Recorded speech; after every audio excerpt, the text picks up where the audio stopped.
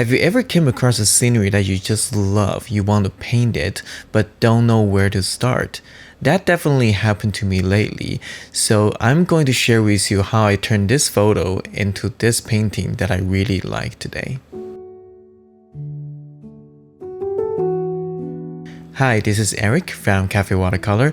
First of all, thank you so much for all of your comments from my last week's video. I was blown away by the amount of kind words, support, and encouragement I got from you. Thank you so much. I'm going to randomly draw 3 people for them to pick their free paintings. Remember to follow me on my Instagram page to see if you are the winner. So back to our main topic today. I have talked about picking your subject, taking good reference photo for your painting before, but what do you do when you pick the subject? You took a photo but not quite sure what to do with it. This happened to me lately. I was riding my bike around the neighborhood and I saw this house around the neighborhood with this beautiful tall tree with yellow leaves. I knew there was something really special about this, but everything else looks a bit bland. However, based on my experience, I knew the lighting is going to change and there's a chance that the lighting will change this into something more interesting to look at. So I went to the same location after an hour or so. Lo and behold, the lighting changed and the cast shadow from the fence created a very nice looking shape that attenuated the subject. So I took a photo of it, but after looked at it for a little bit, I think I need to make some changes to turn this into a paintable subject. So I asked myself 3 important questions that helped me to change this photo into something paintable for me. And I encourage you to ask the same 3 questions when you look at the photos that you took. Photos that you feel that has the potential to be a painting, but you're not sure how to interpret them. Number 1.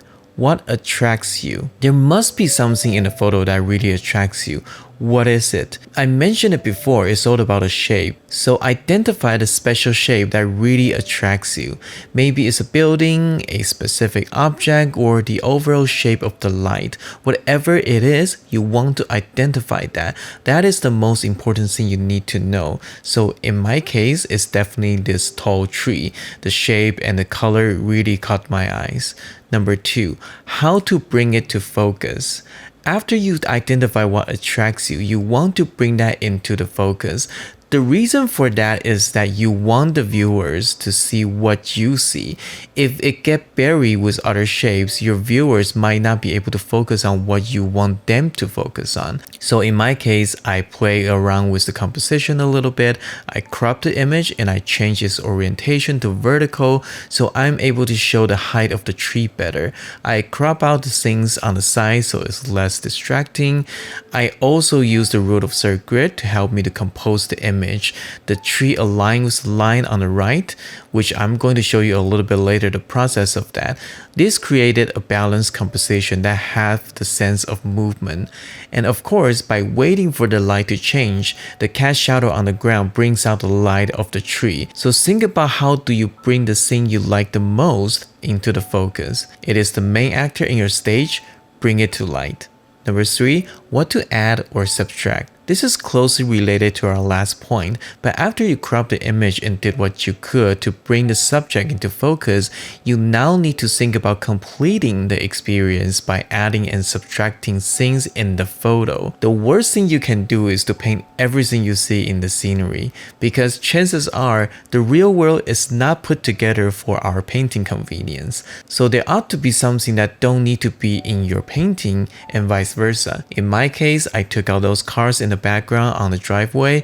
I simplified a lot of the trees and house into simple shapes. I also added a car on the right just to enhance the depths and as a scale reference for the tree. Actively think about those when you are planning for your painting. This is where the photo editing app like Snapseed and process like Value Study come in. Don't try to do everything in your mind and go straight to the final painting.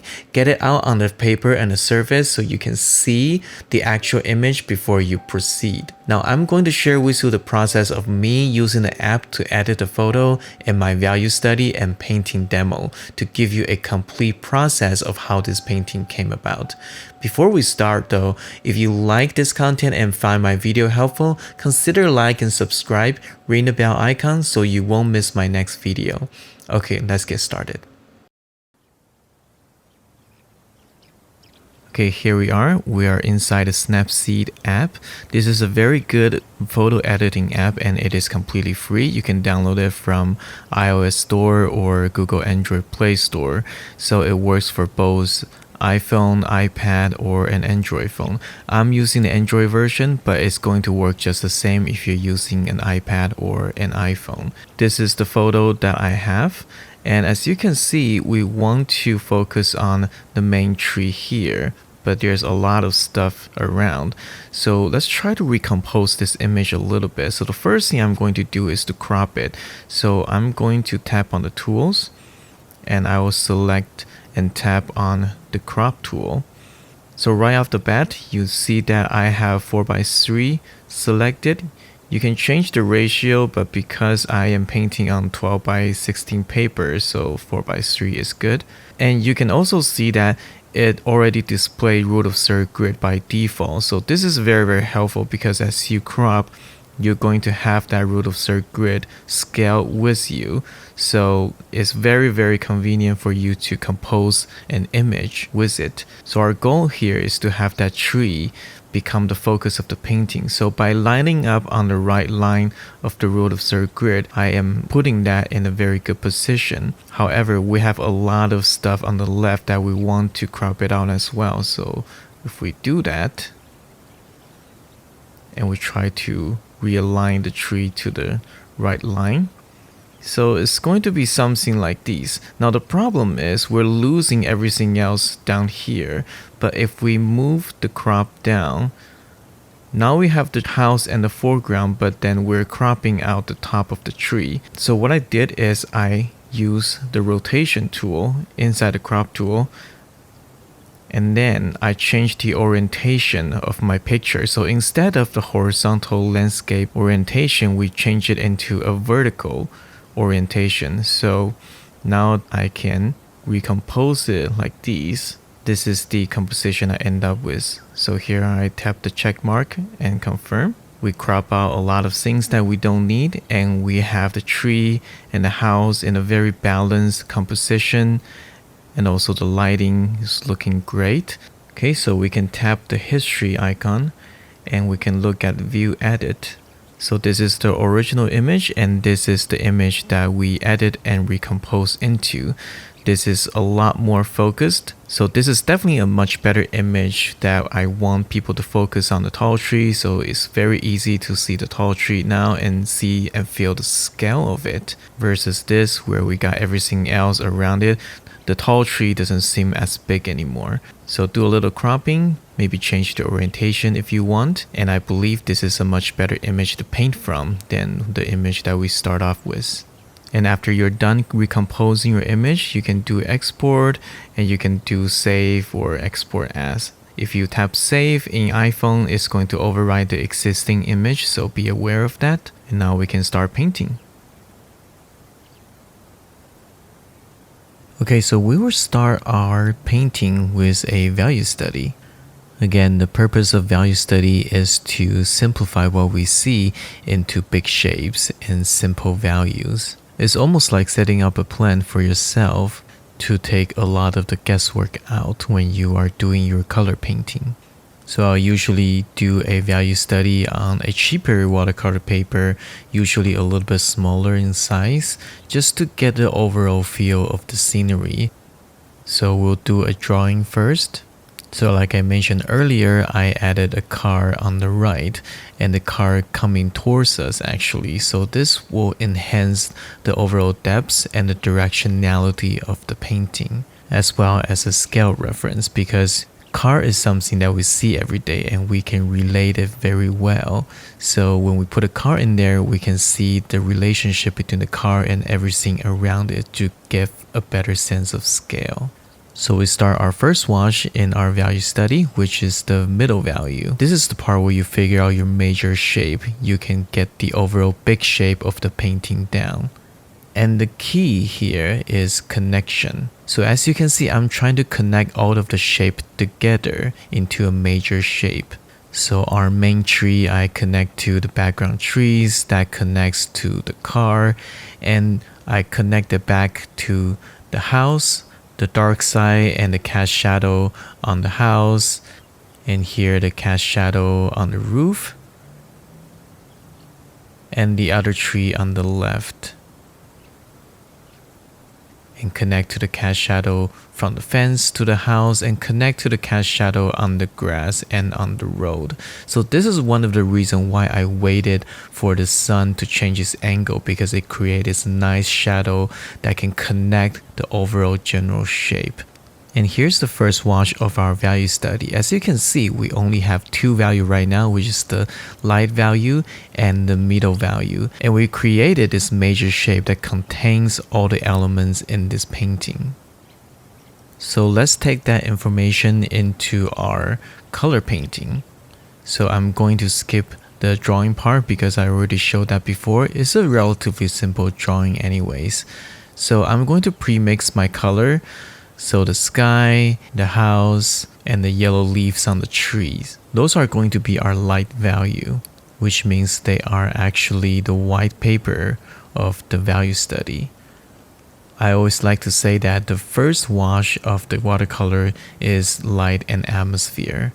So here I am just painting the color of the light, and don't worry about edges and stuff. I pre-wet the paper, some part of the paper with a sponge, so some of the edges will spread out naturally. But since this is the lightest value of the painting, you can easily cover them up later with a darker value. But it's very hard to do it the other way around, so it's very hard to paint the light on top of a dark value. It's much easier with oil and acrylic, but for watercolor you want to paint the light first. So now I'm painting in the sky. It's a mixture of cobalt blue and cerulean blue. The cerulean blue is from Mission Gold, so it's not as granular as regular cerulean blue, which I like. And I leave a little bit of white spot here so that I can paint in those yellow colors and to keep the purity of those colors. However, I do paint out into the blue sky, and because my mixture is not that watery, so it's going to spread out a little bit to make it a little bit of fuzzy edge, a soft edge, but it's still going to maintain its shape. Now, just like the value study, I try to extend the shape out and try to connect them. But while the wash on the tree is not dry yet, I want to do a little bit of wet onto wet just to have a little bit more color variation. So besides yellow, we got a little bit more orange and a little bit more green. We can also take this time to suggest a little bit of the form changing as well. So I painted just a little subtle middle value into the tree. So now the paper is pretty much dry, I start to paint the second layer, the second wash, which is the middle value. So I started from the tree on the left. It's quite a big tree, so I try to mix as much mixture as I can. I usually underestimate how much color I need though, so I do need to mix a little bit more as I go. So transition down to the orange reddish tree, to the bushes on the side, and the shadow, cast shadow from the fence under the roof. Everything I try to connect them as much as possible. And I try to paint around the yellow trees in front of the house just to preserve a little bit of the light there. But I do connect the shadow casting on the tree and the bushes in the front. This is actually quite stressful for me, even though it looks pretty simple, because as I trying to maintain the middle value, connect the shape, I'm also trying to mix different colors and change the color as I go. So I try to pre-mix some colors for me to use so I can access them quickly. However, I still want to be a little bit spontaneous when it comes to color mixing. And sometimes I also underestimate how many colors I actually need. So in real life, I'm actually try to mix the color as fast as possible, so it gets a little bit hectic. But stick with the plan, look at your value study, and connect the shape as much as possible. If some color is a little bit off, as long as the value is correct, you should be fine. The speed of your color mixing can also contribute by how familiar you are with your palette. That's why I always suggest you start with fewer colors and expand your palette as you are more familiar with the colors on your palette. Now I connect the shape and move down to the road, paint the cast shadows, leaving out a little bit pockets of light here and there. And we are finishing up our middle value wash. I did some wet on wet on the left, so that's why we got a little bit darker and thicker paint, because I want some soft edges there. So before that's dry, I can scratch and spray some water on it to create some more textures. So here's my value study and my color painting side by side so far. Everything is according to the plan. Back to my value study. So I am painting the dark value. So start from the tree on the left. I actually painted this part in my color version already because I did that wet onto wet. But here I am, and I am connecting that to the tree behind the house.